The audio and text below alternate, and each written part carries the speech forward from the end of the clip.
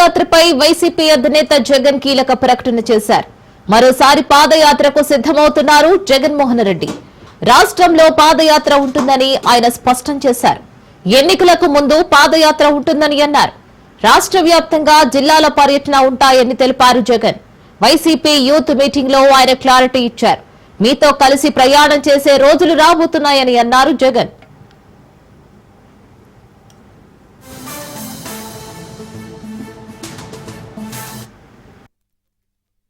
నా జిల్లా ప్రోగ్రాములు కూడా మళ్ళీ ఉంటాయి. నా ప్రోగ్రాంతో పాటు చివరిలో నా పాదయాత్ర కూడా ఎట్టగా జరుగుతుంది. కాబట్టి ఆ టైం వచ్చినప్పుడు ఇంకా మీతో ఇంకా ఎక్కువ మమేకమయ్యే పరిస్థితి ఉంటుంది. ఇంకా ఎక్కువ మేము ఈ జిల్లాలలో మీతో పాటు కలిసి ప్రయాణం చేసే పరిస్థితులు ఉంటాయి. ఆ కలిసి ప్రయాణం చేసే పరిస్థితిలో మిమ్మల్ని ప్రతి ఒక్కరిని పేరు పేరున పిలిచే పరిస్థితి కూడా ఖచ్చితంగా ఉంటుందని కూడా చెప్తాను. నా జిల్లా ప్రోగ్రాములు కూడా మళ్ళీ ఉంటాయి. నా ప్రోగ్రాంతో పాటు చివరిలో నా పాదయాత్ర కూడా ఎట్టగా జరుగుతుంది. కాబట్టి ఆ టైం వచ్చినప్పుడు ఇంకా మీతో ఇంకా ఎక్కువ మమేకమయ్యే పరిస్థితి ఉంటుంది. ఇంకా ఎక్కువ మేము ఈ జిల్లాలలో మీతో పాటు కలిసి ప్రయాణం చేసే పరిస్థితులు ఉంటాయి. ఆ కలిసి ప్రయాణం చేసే పరిస్థితిలో మిమ్మల్ని ప్రతి ఒక్కరిని పేరు పేరున పిలిచే పరిస్థితి కూడా ఖచ్చితంగా. పాదయాత్రపై వైసీపీ అధినేత జగన్ కీలక ప్రకటన చేశారు. మరోసారి పాదయాత్రకు సిద్ధమవుతున్నారు. ఈ పాదయాత్రకు సంబంధించి పూర్తి డీటెయిల్స్ మా ఏపీ బ్యూరో చీఫ్ క్రాంతి అందిస్తారు. క్రాంతి, వైఎస్ఆర్సీపీ కేంద్ర కార్యాలయంలో పార్టీ యువజన విభాగం ప్రతినిధుల సమావేశం పార్టీ అధ్యక్షుడు జగన్మోహన్ రెడ్డి అధ్యక్షతన ఈ రోజు సమావేశం జరిగింది. అయితే ఈ సమావేశంలో జగన్మోహన్ రెడ్డి కొన్ని కీలకమైన వ్యాఖ్యలు చేయడం జరిగింది. అటు యువతకు సంబంధించి ముఖ్యంగా పార్టీలో యువజన విభాగం పదవి అనేది తొలి పదవి, అదేవిధంగా అడుగు కూడా తొలి అడుగు. కాబట్టి ఆ అడుగు ఎమ్మెల్యే కావడంతో అందరి లక్ష్యం కావాలంటూ కూడా ఆ యువత విభాగానికి సంబంధించి ఒక దిశానిర్దేశం చేయడం జరిగింది. పార్టీలో ఖచ్చితంగా పార్టీ మనుగడ అనేది యువత చేతుల్లో ఉంటది. కాబట్టి ఆ యువ విభాగానికి సంబంధించి పూర్తి స్థాయిలో ప్రక్షాళన జరగాలి, అదేవిధంగా ప్రతిష్టత జరగాలి అంటూ కూడా జగన్మోహన్ రెడ్డి దిశానిర్దేశం చేయడం జరిగింది. దానిలో ఎదగటము అటు మీ చేతుల్లో ఉంది, మిమ్మల్ని పెంచడం నా చేతుల్లో ఉందంటూ కూడా జగన్మోహన్ రెడ్డి కొన్ని ఆసక్తికరమైన వ్యాఖ్యలు అయితే చేయడం జరిగింది. మొత్తంగా ఈ వ్యాఖ్యలకి సంబంధించి అటు ఈ రోజు జరిగిన సమావేశంలో ప్రతిపక్షానికి సంబంధించి అంటే అధికార పక్షంలో ఉన్నప్పుడు కన్నా ప్రతిపక్షంలో ఉన్నప్పుడే పార్టీకి సంబంధించిన పటిష్టత త్వరగా చేయగలం. కాబట్టి పార్టీ అన్ని విభాగాల్లో కూడా అటు యువత విభాగం కావచ్చు, మహిళల విభాగాలు కావచ్చు, యువజన మహిళలతో పాటు బీసీ ఎస్టీలకు సంబంధించిన విభాగాల్లో కూడా పూర్తి స్థాయిలో పటిష్టత ఏర్పాటు చేయాల్సిన తరుణం వచ్చింది. కాబట్టి ఈ అవకాశాన్ని అందరూ సద్వినియోగపరచుకోవాలంటూ కూడా దానికి తిరస్కరించిన సమావేశంలో జగన్మోహన్ రెడ్డి కూడా కీలకమైన వ్యాఖ్యలు చేశారు. దాంతో పాటు ఏదైతే గతంలో పార్టీ ప్రారంభం కానించి కూడా ప్రస్తుత పరిస్థితుల వరకు కూడా అక్కడికి వచ్చిన యువ నేతలకి పార్టీ ఎందుకు పెట్టాల్సి వచ్చింది, అదేవిధంగా పార్టీ పెట్టాలనుకున్నప్పుడు జగన్మోహన్ రెడ్డి వెంట ఎవరెవరు ఉన్నారంటే కేవలం జగన్మోహన్ రెడ్డి తల్లి విజయమ్మ ఇద్దరితోనే ప్రారంభమైన పార్టీ ఈ రోజు ఈ స్థాయి వరకు వచ్చింది. కాబట్టి తనపైన నమ్మకం ఉంచి క్షేత్ర స్థాయిలో అందరూ కూడా కష్టపడి పనిచేయాలి. పార్టీకి సంబంధించి ముందుకు తీసుకెళ్లడంతో పాటు ఎప్పటికప్పుడు ప్రజలకి అండగా ఉండాలంటూ కూడా దిశానిర్దేశం చేసిన పరిస్థితి ఉంది. ఇక దాంతో పాటు పార్టీ యువజన విభాగ కార్యక్రమాలకు సంబంధించి ఈ రోజు నుంచి ఆరంభించాలి. తర్వాత జిల్లాలో సంబంధించిన పర్యటనలు, దాంతో పాటు యువజనకు సంబంధించిన కమిటీలు ఎప్పటికప్పుడు గ్రామ స్థాయి నుంచి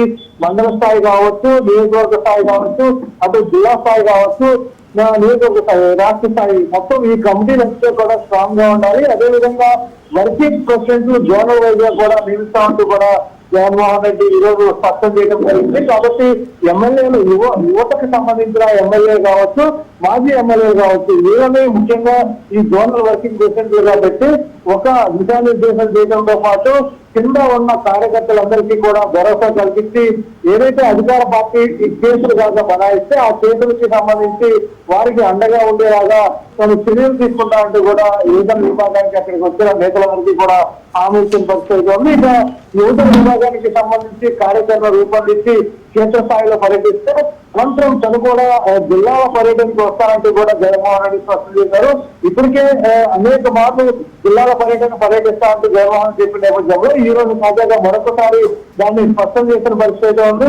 రాబోయే రోజుల్లో ఖచ్చితంగా తన జిల్లాల పర్యటన ఉంటాయంటూ కూడా సాక్షాత్తు జగన్మోహన్ రెడ్డి స్పష్టం చేశారు. ఇంకా పాదయాత్ర కూడా చేస్తానంటూ కూడా దీనికి సంబంధించి గతంలోనే జగన్మోహన్ రెడ్డి స్పష్టంగా ఈ రోజు తెలిపిన పరిస్థితి అయితే ఉంది. అయితే రాబోయే రోజుల్లో ఖచ్చితంగా గతంలో ఏదైతే పాదయాత్ర 2014 సమయంలో పాదయాత్ర చేసి 19 అధికారం వచ్చిందో తర్వాత దానికి అనుగుణంగానే మళ్ళీ అంటే ప్రభుత్వ వైఫల్యాలు అంటే ప్రజలకి హామీ ఇచ్చి కూటమి ప్రభుత్వం ప్రజల్ని మోసం చేస్తుంది. ఆ ఇచ్చిన హామీని అమలుపరచకుండా ఏ రకంగా మోసం చేస్తుంది అనేది క్షేత్రస్థాయిలో యువజన విభాగం అంతా కూడా ప్రజలకు వివరించాలి. అనంతరం తన పర్యటనలు కూడా జిల్లాల పర్యటనలు ఉంటాయి.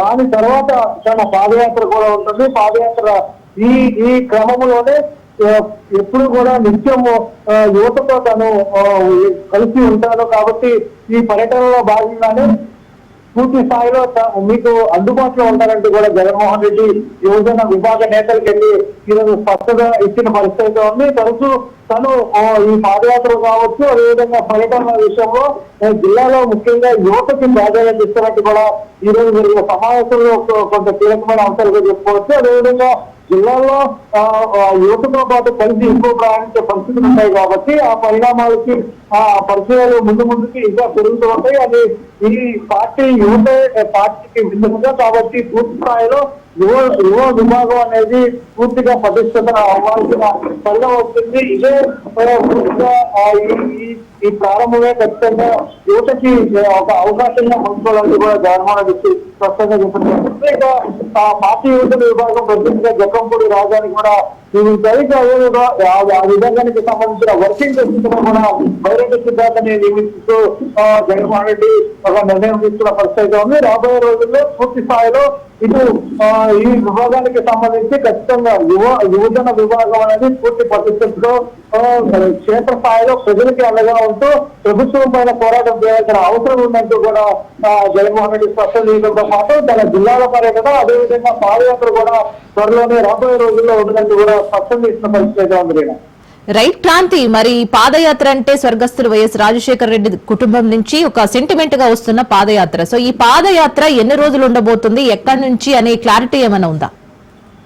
అయితే ప్రస్తుతము ఈ అంశానికి సంబంధించి పాదయాత్ర అంశానికి సంబంధించి ఇంకా ఖరారు కావాల్సి ఉంది. పేటు సమయం అనే దానికి సంబంధించి అయితే యువజన విభాగాలకు సంబంధించిన పటిష్టత పూర్తయి క్షేత్రస్థాయిలో యువజన విభాగం ఏదైతే ప్రభుత్వము ప్రజల్ని మోసం చేస్తుంది అంటూ ప్రతిపక్షంగా ఏదైతే భావిస్తూ కార్యక్రమాలు చేస్తారో ఆ కార్యక్రమాలన్నీ ప్రారంభమైన తర్వాత పూర్తి స్థాయిలో యువజన విభాగం బలపడి అదేవిధంగా ఆ యువజన విభాగం పిలుపు కార్యక్రమాలకి సంబంధించి జగన్మోహన్ రెడ్డి మొదటగా హాజరవడం జరుగుతుంది. అనంతరం కొంత ప్రభుత్వానికి సమయం ఇచ్చిన తర్వాత దాని అనంతరం ఈ పూర్తి స్థాయిలో ఒక పాదయాత్రను కూడా తేదీని ఖరారు చేసే అవకాశం కనబడుతుంది. కాబట్టి ఈ పాదయాత్ర అంశానికి సంబంధించి కూడా కొంత సమయం పట్టినప్పటికీ ఖచ్చితంగా పాదయాత్ర ఉంటుందంటూ జగన్మోహన్ రెడ్డి స్పష్టం చేసిన నేపథ్యంలో కాబట్టి ఈ అంశాలకు సంబంధించి కూడా కొంత పార్టీ చర్చించి ఎప్పటి నుంచి పాదయాత్ర మొదలు పెట్టాలి అనే అంశాల పైన ఒక నిర్ణయం తీసుకునే అవకాశం కనబడుతుంది. ఈ లోపు అటు యువజన విభాగం ఏదైతే నిరసనలు చేస్తారో ఆ నిరసన కార్యక్రమాల్లో జగన్మోహన్ రెడ్డి జిల్లాల వారీగా కూడా పాల్గొంటారు. దానికి సంబంధించిన కార్యక్రమం కూడా త్వరలో రూపొందించే అవకాశం కనబడుతుంది. పూర్తి స్థాయిలో ఈ కమిటీలన్నిటికి సంబంధించి కూడా ఖచ్చితంగా యువజన విభాగం కావచ్చు, మహిళా విభాగం కావచ్చు, రైతు విభాగం, అదేవిధంగా బీసీ ఎస్టీలకు సంబంధించిన విభాగాలు ఇవన్నీ కూడా పటిష్టంగా ఈ లోపల పటిష్టమైన కమిటీలు ఏర్పాటు చేయడంతో పాటు వాటి ద్వారా ప్రజలకి చేరువుగా ఉంటాం, ప్రజల తరపున పోరాటం చేసే విధంగా కూడా ఇవన్నీ నిర్మాణం జరగాలంటూ కూడా జగన్మోహన్ రెడ్డి స్పష్టంగా ఒక దిశానిర్దేశం చేసిన పరిస్థితి ఉంది. Right Kranthi, thank you for the update.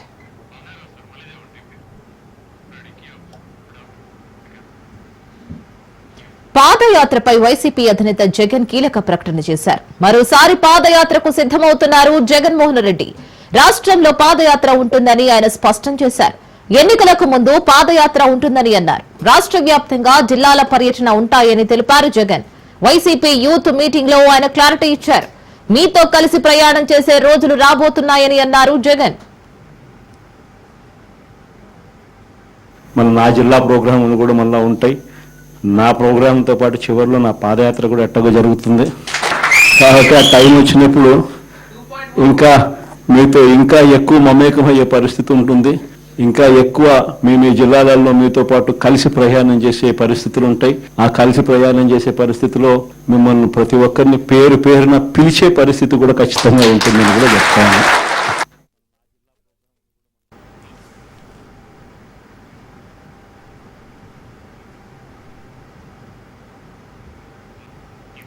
Pharma చరిత్రలో ఎన్నడూ లేనంత విషాదం చోటు చేసుకుంది. సంగారెడ్డి జిల్లా పాసమైలారం రియాక్టర్ పేలుడు ఘటనలో మృత్యుఘోష సాగుతుంది. ఈ ప్రమాదంలో మృతుల సంఖ్య 45కు పెరిగింది. ఆసుపత్రిలో మరో 37 మంది కార్మికులు చికిత్స పొందుతున్నారు. చికిత్స పొందుతున్న వారిలో 12 మంది పరిస్థితి విషమంగా ఉన్నట్లు తెలుస్తోంది. మృతుల్లో ఎక్కువగా ఒడిశా, యూపీ, బీహార్ కార్మికులు ఉన్నట్లు సమాచారం. తమ వాళ్ల ఆచూకీ కోసం బాధిత కుటుంబాల ఆందోళన చెందుతున్నారు.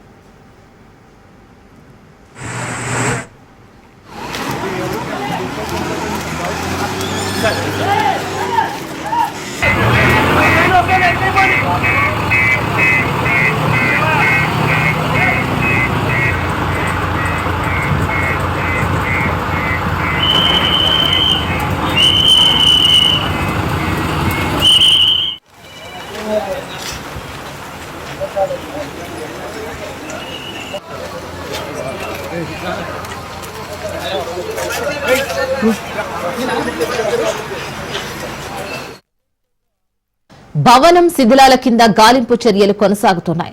పేలుడు సమయంలో 700 నుంచి 800 డిగ్రీల ఉష్ణోగ్రత ఉన్నట్లు అధికారులు అంచనా వేశారు. Micro crystal solute drying unit లో నిన్న పేలుడు సంభవించగా పరిశ్రమలో పేలుడు ధాటికి 3 అంతస్తుల భవనం కూలింది. 57 మంది సురక్షితంగా ఇంటికి వెళ్లారని తెలిపారు. గుర్తుపట్టలేని స్థితిలో 20 మంది మృతదేహాలు ఉన్నట్లు తెలిపారు. అయితే DNA పరీక్షల అనంతరం మృతదేహాలు అప్పగించనున్నారు. సహాయం కోసం హెల్ప్ డెస్క్ కూడా ఏర్పాటు చేశారు.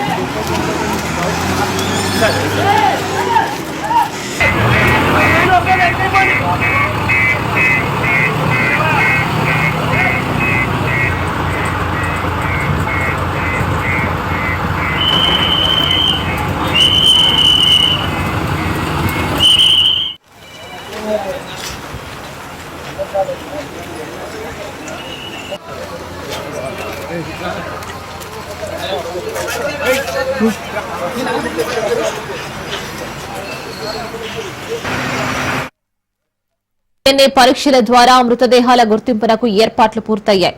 మరోవైపు ఫ్యాక్టరీ, ఆసుపత్రుల దగ్గర హృదయ విదారక పరిస్థితులు నెలకొన్నాయి. తమ వాళ్ల ఆచూకీ కోసం బాధిత కుటుంబాల ఆందోళనలు చెందుతున్నారు. తమ వాళ్లు ఏమయ్యారో తెలియక వాపోతున్నారు. ఇప్పటికే మృతదేహాల్ని పటాన్చెరు ప్రభుత్వాసుపత్రికి తరలించారు.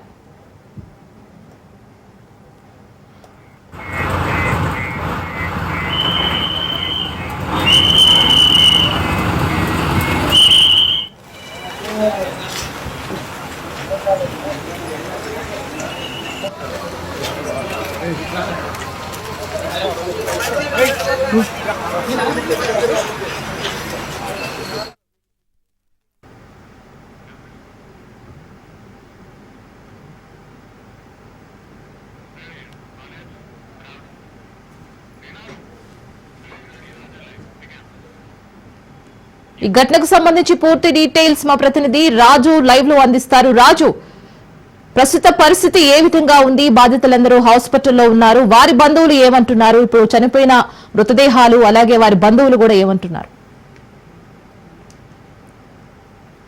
రెస్క్యూ కొనసాగుతుంది. నిన్న ఉదయం మొదలు పెడితే ఇప్పటి వరకు కూడా రెస్క్యూ అంతా కొనసాగుతుంది. మనం క్లియర్ గా విజువల్స్ లో చూడొచ్చు. అక్కడ బిల్డింగ్ పూర్తి స్థాయిలో రియాక్టర్ పేలుడు దాటికి మొత్తం కూడా పడిపోయిన పరిస్థితి. ఇప్పుడిప్పుడే కొంత మనకు కనిపిస్తున్నటువంటి పరిస్థితి. ఆ శిథిలాల కింద ఇంకా సుమారుగా 11 శవాలు ఉన్నట్టుగా అధికారులు అయితే అంచనా వేస్తున్నారు.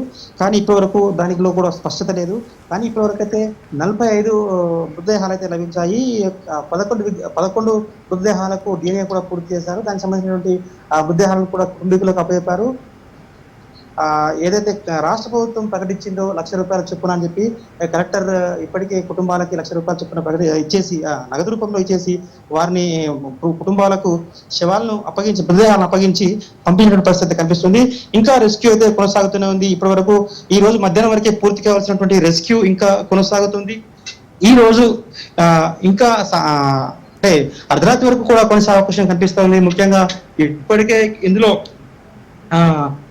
అటు police, revenue, Hydraa, Singareni, rescue, GHMC, తర్వాత NDRF, SDRF ఇవన్నీ కూడా రాత్రంతా నిన్నటి నుంచి కూడా తీవ్రంగా శ్రమిస్తున్నారు. అటు పెద్ద భవనం చాలా పెద్దది కాబట్టి అందుకే ఈ రోజు ఇంకా కూడా రెస్క్యూ చేయాల్సిన పరిస్థితి. ఈ బిల్డింగ్ అంతా మనం క్లియర్గా చూడొచ్చు. ఆ వేడి దాటికి పూర్తిగా పగిలిపోయి అక్కడి నుంచి మనం ఎక్కడైతే నిలబడ్డామో ఈ ప్రాంతం నుంచి ఇటు బయటకు వచ్చిన నేపథ్యంలో అప్పుడే ఉద్యోగాలలోకి ఎంటర్ అవుతున్నటువంటి బస్సు ఉన్నటువంటి ఆ బస్సు మీద కూడా రియాక్టర్ పేలుడు దాటికి అనేక దానికి సంబంధించినటువంటి పదార్థాలన్నీ కూడా బస్సు మీద పడి బస్సు కూడా సాయం కాలిపోయిన పరిస్థితి. బస్సు ఉన్నటువంటి కొంతమంది కూడా నిన్న గాయాలైన పరిస్థితి మనం క్లియర్ గా చూడొచ్చు. మొత్తం బూడిదైంది, బిల్డింగ్ కూడా బూడిదైన పరిస్థితి కనిపిస్తుంది. ఆ రెస్క్యూ అయితే కొనసాగుతూనే ఉంది. ఇంకా 11 మృతదేహాలు లభించాల్సి ఉంది. రెస్క్యూ అయితే చాలా సీరియస్ గా నడుస్తుంది. అన్ని ప్రభుత్వ అధికారులు సమన్వయంతో చాలా కష్టపడి పనిచేసినటువంటి పరిస్థితి కనిపిస్తా ఉంది. ఇంకా ఈ అర్ధరాత్రి వరకు తేలే అవకాశం కూడా మనకైతే స్పష్టమైతే లేదు. కానీ ఈ అప్పటి వరకు కూడా రెస్క్యూ అయితే కొనసాగుతుంది. ఇంకా 11 మంది ఆచూకీ ఖచ్చితంగా తెరవాల్సిందే. 11 మంది ఆచూకీ తెలిసే వరకు కూడా ఇక్కడ రెస్క్యూ అంతా కూడా కొనసాగే అవకాశం ఉంది. అయితే ఇప్పటికీ ఇక్కడ ఈ ప్రాంతానికి ఈ రోజు ముఖ్యమంత్రి తర్వాత అటు కేంద్ర మంత్రి కిషన్ రెడ్డి కూడా విచ్చేసి బాధితులను పరామర్శించి సంఘటనలను పరామర్శించి వాళ్ళను ఓదార్చే ప్రయత్నం అయితే చేశారు. ఖచ్చితంగా కిషన్ రెడ్డి మాట్లాడుతూ ఏదైతే కుటుంబాలకు ₹2,00,000 తర్వాత గాయపడిన కుటుంబాలకి ₹50,000 ప్రకటించారు కేంద్ర ప్రభుత్వం ద్వారా. తద్వారా ఎవరైతే బాధిత కుటుంబాలు ఉన్నాయో వారి రాష్ట్రాలకు వెళ్లేందుకు ఆ రవాణాకు సంబంధించి కూడా మేము సహకరిస్తామని చెప్పి కూడా చెప్పారు. అయితే ఇప్పటి వరకు ఏదైతే సిగాజీ కంపెనీకి చెందినటువంటి యాజమాన్యానికి భూపనిలు ఉన్న ఆ కంపెనీలో తనిఖీలు ఖచ్చితంగా తనిఖీల కారణంగా తర్వాత డబ్బుల కోసమే జరుగుతున్న తనిఖీల కారణంగా ఈ రోజు ఇంత పెద్ద ప్రమాదము చోటు చేసుకుందని చెప్పి ఆయన చెప్పడం జరిగింది. అయితే తనిఖీలు చాలా నిక్కచ్చిగా చేయాలి. రాబోయే రోజుల్లో ఆ పుట్టకూటి కోసం వచ్చినటువంటి ప్రజలపైన చిరచూపు ఉండకూడదు. ఎట్టి పరిస్థితుల్లో ప్రభుత్వం వారిని ఆదుకునే విధంగా చర్యలు తీసుకోవాలి. వారి సిగాజీ కంపెనీకి ఇంకా 2 కంపెనీలు ఉన్నాయి. వాటికి కూడా తనిఖీ చేసి బాధితులకైతే ఎట్టి పరిస్థితుల్లో ప్రభుత్వం ప్రకటించినట్టుగా ₹1,00,00,000 పరిహారం అయితే అన్ని విధంగా చర్యలు తీసుకోవాలని చెప్పి కూడా డిమాండ్ చేశారు. ముఖ్యంగా ఇక్కడ ఉన్నటువంటి పుట్టకుట్టి కోసం వచ్చే వాళ్ళపైన ఎట్టి పరిస్థితుల్లో చిన్నచూడదు. అదేవిధంగా లేబర్ కమిషనర్ కానీ తర్వాత లేబర్ సంబంధించినటువంటి డిపార్ట్మెంట్ అంతా కూడా వీళ్ళు దీనిపైన దృష్టి పెట్టి వాళ్ళకు పూర్తి సహాయ సహకారాలు అందే విధంగా వాళ్ళ పరిహారం అందే విధంగా చర్యలు తీసుకోవాలని చెప్పి కూడా డిమాండ్ చేశారు. అయితే నిర్లక్ష్యం ఇంత దారుణానికి చోటు చేసుకుందని చెప్పి తనిఖీ పూర్తిమంతరంగా జరిగాయని చెప్పి కూడా ఇటు స్థానికులు తర్వాత అందులో పనిచేసే కార్మికులు కూడా చెప్తున్నటువంటి పరిస్థితి.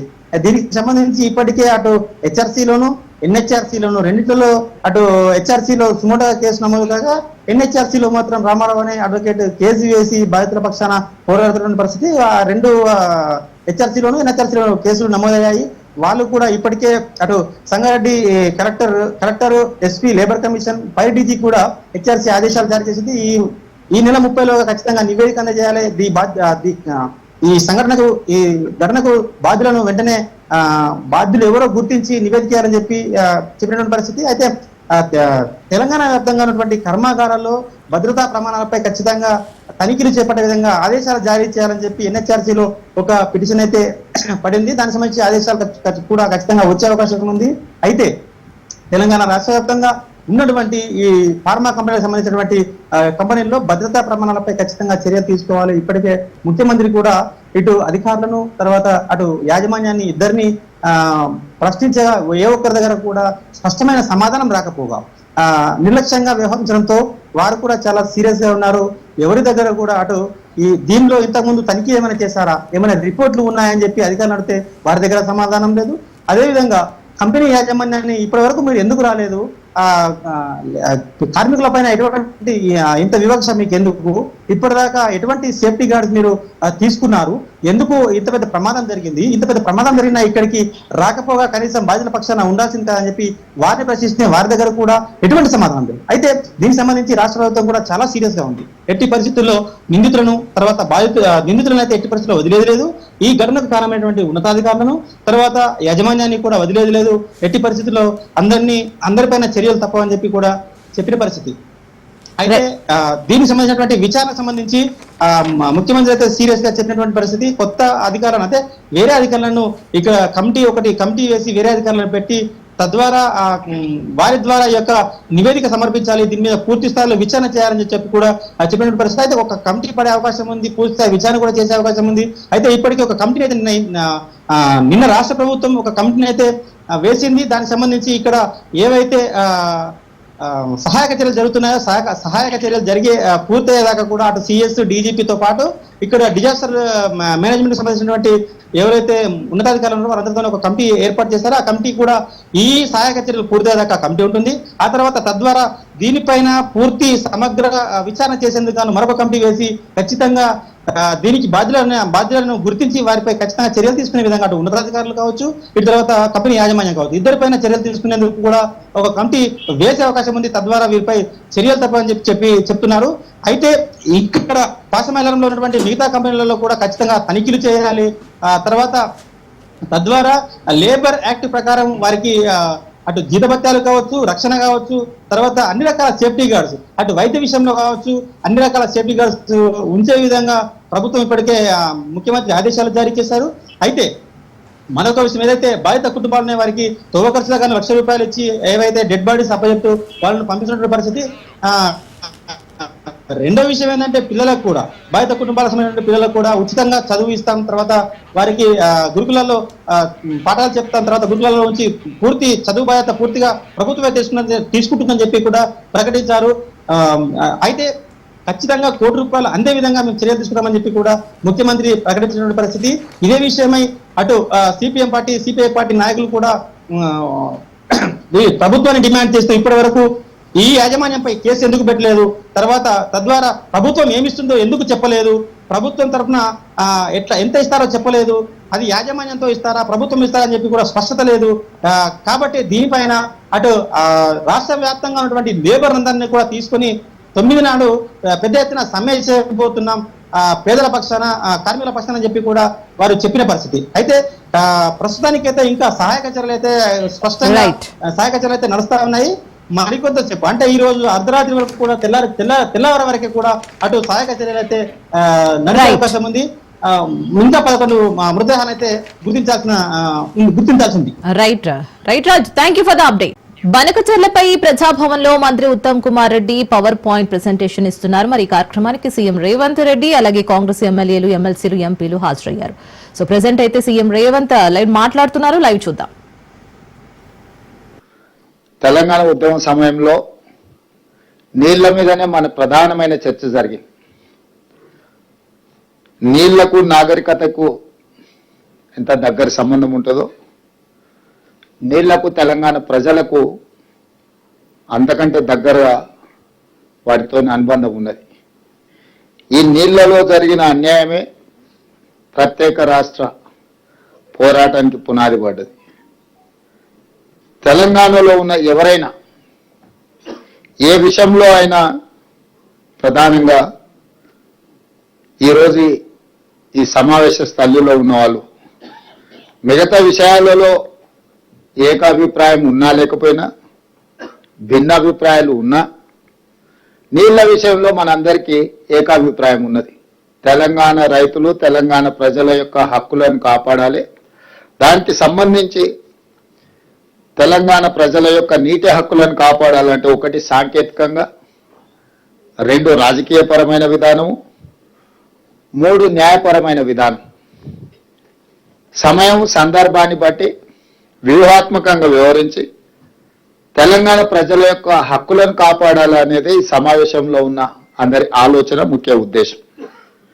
కానీ గత ప్రభుత్వం దాదాపుగా 9.5 సంవత్సరాలు ముఖ్యమంత్రిగా, 5 సంవత్సరాలు కేసీఆర్ గారు సాగునీటి పారుదల శాఖ మంత్రిగా, అంతకంటే ముందు 5 సంవత్సరాలు హరీష్ రావు గారు సాగునీటి పారుదల మంత్రిగా శాఖలు నిర్వహించారు.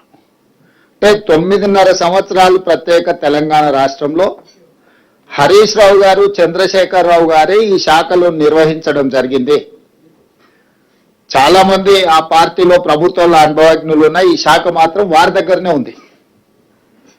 వారు తెలంగాణ ప్రజల హక్కులను కాపాడతారు, తెలంగాణ ప్రజల యొక్క నీళ్లను వాళ్ళు మన ప్రాంతంలో ఉండే భూములకు తరలిస్తారనేదే వాళ్ళని నమ్మిన వాళ్ళందరి యొక్క విశ్వాసం. ఆ విశ్వాసాన్ని వమ్ము చేస్తూ నిర్లక్ష్యమో లేకపోతే అహంకారమో తెలియదు, వాళ్ళు తీసుకున్న నిర్ణయాలు తెలంగాణకు ఒక గుదిబండగా, మరణ శాసనంగా తయారైనవి. ఈ ప్రాంతానికి ప్రధానంగా 2 నదులు, ఒకటి కృష్ణా నది, 2 గోదావరి నది. ఒక 2 నిమిషాలు కృష్ణా నది గురించి మనము చర్చించుకోవాల్సి వస్తే, కృష్ణా నది మహారాష్ట్రలో పుట్టి కర్ణాటక, తెలంగాణ, ఆంధ్రప్రదేశ్, ఆనాటి ఉమ్మడి రాష్ట్రానికి 811 టీఎంసీలు నికర జలాలు. నీళ్లను 3 రకాలుగా మనం చర్చించుకుంటాం: నికర జలాలు, మిగులు జలాలు, వరద జలాలు. నికర జలాలు అంటే గ్యారంటీగా నీళ్లు వస్తాయనేది. మిగులు జలాలు అంటే అప్పుడప్పుడు కొంచెం అధికంగా సీజన్లో వానలు ఎక్కువ పడితే మిగులు జలాలు. వరద జలాలు అంటే అనుకోకుండా తుఫాన్లు వచ్చో లేకపోతే ఏదైనా కారణాల చేత విపరీతమైన నీళ్లు వచ్చినప్పుడు వచ్చేటి వరద జలాలు. నీళ్ళని 3 రకాలుగా విభజించినప్పుడు నికర జలాల మీద స్పష్టమైన కేటాయింపులు జరిగినాయి. ఉమ్మడి ఆంధ్రప్రదేశ్కు 500, ఉమ్మడి ఆంధ్రప్రదేశ్లో 811 టీఎంసీల కేటాయింపులు జరిగితే, తెలంగాణ రాష్ట్రం వచ్చినప్పుడు 3 రాష్ట్రాలు కాస్త 4 అయినాయి. మహారాష్ట్ర, కర్ణాటక, ఉమ్మడి ఆంధ్రప్రదేశ్ నుంచి 4వ రాష్ట్రంగా కృష్ణానది పరివాహక ప్రాంతంలో తెలంగాణ రాష్ట్రం అవతరించింది. మరి ఆనాడు విభజన సందర్భంగా ఈ నీళ్ల కేటాయింపులు రాష్ట్రం ఏర్పడ్డ తర్వాత వివాదాలు వస్తాయనే ఆనాడు ముందస్తు ఆలోచనతోని మన్మోహన్ సింగ్ గారు అందరి సూచనలు తీసుకొని నదీ పరివాహక నిర్వహణ కమిటీలను, కృష్ణా రివర్ మేనేజ్మెంట్ బోర్డు, ఈ 2 రాష్ట్రాల యొక్క నీటి కేటాయింపుల నుంచి నీళ్ల వినియోగం వరకు వివాదాల పరిష్కారం కోసము ఒక రివర్ మేనేజ్మెంట్ బోర్డును అపాయింట్ చేసింది. ఏ రాష్ట్రానికైనా సమస్య ఉంటే రివర్ మేనేజ్మెంట్ బోర్డుకి వెళ్ళి విన్నవించుకుంటే వాళ్ళ ఎదురుగున్న రాష్ట్రాన్ని వివరణ అడిగి ఆ అనుమానాలను నివృత్తి చేయడము, లేకపోతే దానికి సంబంధించిన ఆదేశాలు ఇవ్వడానికి ప్రాజెక్టుల నిర్వహణతో పాటు కొత్తగా ప్రాజెక్టులు నిర్మించుకోవాలంటే కూడా రివర్ మేనేజ్మెంట్ బోర్డు అనుమతి తీసుకోవాలని ఆ రోజు ఆదేశాలు ఇచ్చింది. దాంట్లో భాగంగా కృష్ణా నదిలో ఉండే ప్రాజెక్టుల ప్రాతిపదికన నీటి విషయాలు చర్చకు వచ్చినప్పుడు 2015లో హరీష్ రావు గారు, ఆనాటి ప్రభుత్వం అందరూ ఉమ్మడి రాష్ట్రానికి సంబంధించిన మరి 811 టీఎంసీలను ఏ విధంగా మనం వాడుకోవాలి ఏంటి అని చర్చ వచ్చినప్పుడు హరీష్ రావు గారు ఈ ప్రభుత్వానికి ఆ రోజు విద్యాసాగర్ రావు గారు కూడా సభ్యులు, వారు సాగునీటి ప్రాజెక్టులకు సలహాదారులుగా ఉండే, వీళ్ళందరూ వెళ్ళి ఆ రోజు మీటింగ్ ఏర్పాటు చేసుకుని ఆ మీటింగ్లో ఒక సంతకం పెట్టుకున్నారు. ఇది 18-19 జూన్ 2015 నాడు. ఏమని? 811 టీఎంసీలలో 512 టీఎంసీలు ఆంధ్రప్రదేశ్ వాడుకోవచ్చు, 299 టీఎంసీలు మేము తెలంగాణ వాడుకుంటాం, మాకు సరిపోతుందని చెప్పి మొట్టమొదటిసారి కృష్ణానది పరివాహక ప్రాంతంలో ఉన్న తెలంగాణ రైతాంగం పాలిట ఒక మరణ శాసనాన్ని ఆనాటి ప్రభుత్వం మొట్టమొదట సంతకం పెట్టి వచ్చి ఒప్పందాలు చేసుకొని వచ్చి, ఆ ఒప్పందం వచ్చినప్పుడు కూడా మేము అందరం అభ్యంతరం పెట్టినాం. కృష్ణానది పరివాహక ప్రాంతం 88%, 68% తెలంగాణ ప్రాంతంలో ఉంది, 32% ఆంధ్రప్రదేశ్ మీద ఉన్నది. కాబట్టి పరివాహక ప్రాంతం ప్రకారం అంతర్జాతీయ జల విధానంలో పరివాహక ప్రాంతానికే ఎంత పరివాహక ప్రాంతం ఉంటే నీటి కేటాయింపులు అన్ని జరగాలి. 68% తెలంగాణ ప్రాంతంలో పరివాహక ప్రాంతం ఉన్నది కాబట్టి దాదాపుగా 555 టీఎంసీలు తెలంగాణకు వస్తాయి. మిగిలిన వాటిని మాత్రమే ఆంధ్రప్రదేశ్కి ఇవ్వాలని ఒక చర్చ తీసుకొచ్చి దాని ప్రకారం దీన్ని ఫైనల్ చేయాలని river management board Krishna tribunal ముందు కూడా మనం ఆర్గ్యుమెంట్స్ వినిపించడానికి అన్ని రకాలుగా ఏర్పాట్లు చేసినాం. అయినా చంద్రశేఖరరావు గారు, హరీష్ రావు గారు 2015లో సంతకం పెట్టిందే కాకుండా 2020లో కూడా మళ్ళీ ఇన్ని వివాదాలు జరిగినా మళ్ళీ రీకన్ఫర్మేషన్ చేశారు మీటింగ్కి వెళ్ళి. ఏమని మాకు 299 టీఎంసీలు చాలు తెలంగాణకి, 512 టీఎంసీలు ఆంధ్రప్రదేశ్ వాడుకోమని. దాదాపుగా 9.5 సంవత్సరాలలో మనకు కేటాయించిన 299 టీఎంసీలు కూడా ఏ రోజు తెలంగాణ వాడుకోలేదు. హైయెస్ట్ తెలంగాణ వాడుకున్నది ఎంత అంటే 220 టీఎంసీలు మాత్రమే. అది కూడా ఎప్పుడో ఒక